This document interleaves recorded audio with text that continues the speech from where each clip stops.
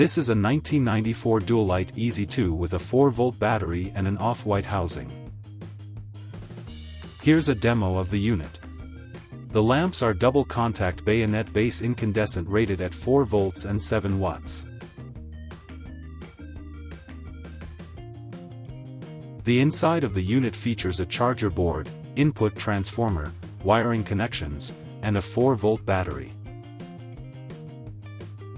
One cool thing about this unit and many other vintage Dual-Lite products is the incandescent pilot light.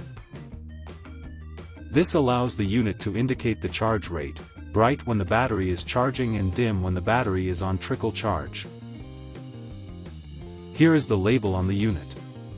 This unit is made in the USA. Finally, this is the label on the box. The EZ-2 series was also offered with a voltmeter, line cord, and Spectron self-diagnostics. More information will be in the description. Thank you for watching.